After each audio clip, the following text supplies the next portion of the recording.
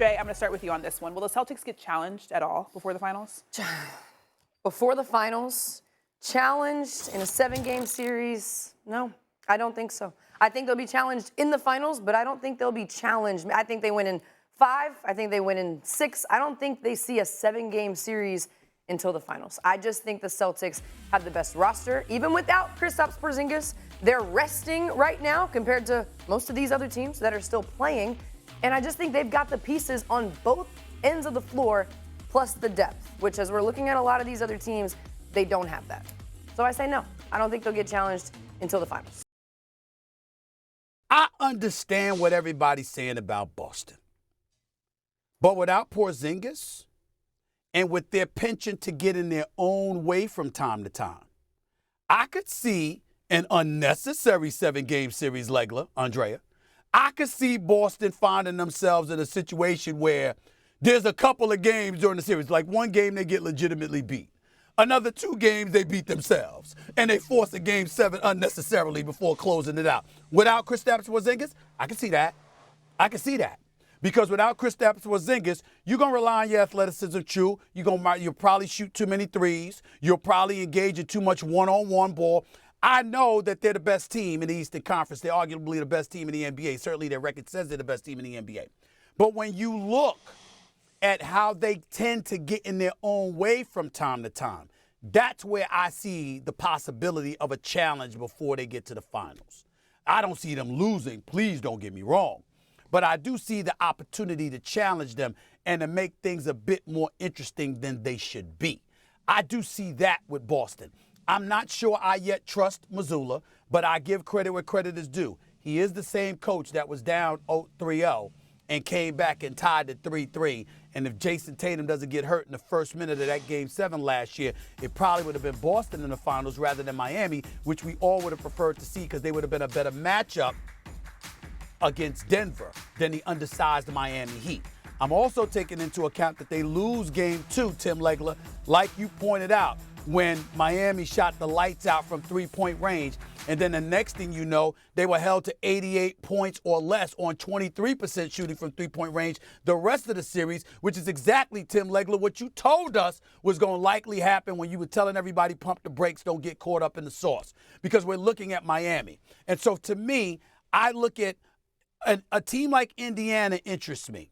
And the reason why, despite their loss the other night, I think when they're flowing offensively, they can make things very, very interesting. I can't get over the fact that I watched them. I think it was Game 2. I watched them against Milwaukee. I'm literally watching the game for like 20 minutes. They didn't miss a shot in like 20 minutes. And I'm talking about 4 or 5 different people shot the ball, and everything was going in. I mean, these brothers can score.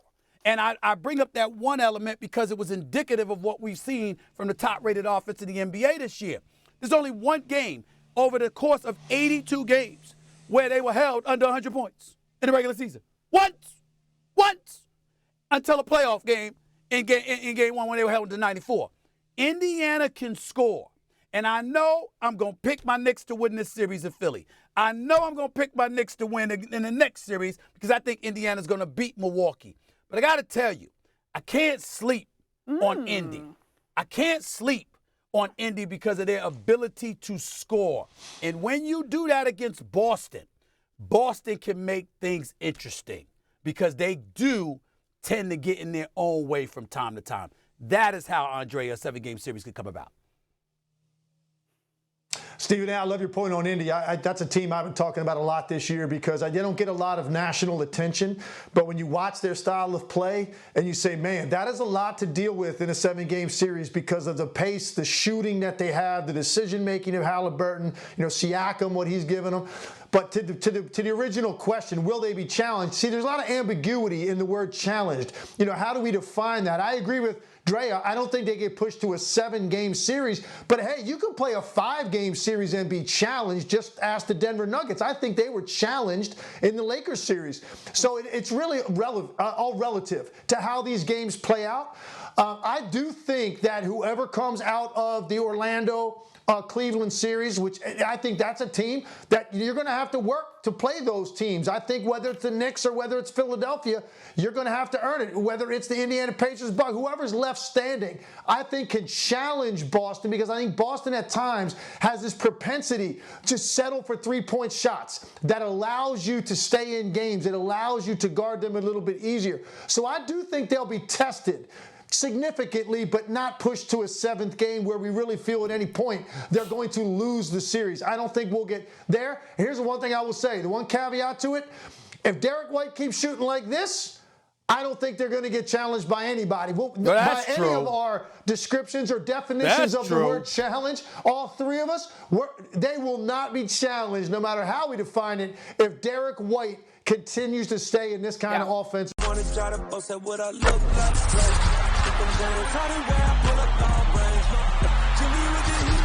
fire.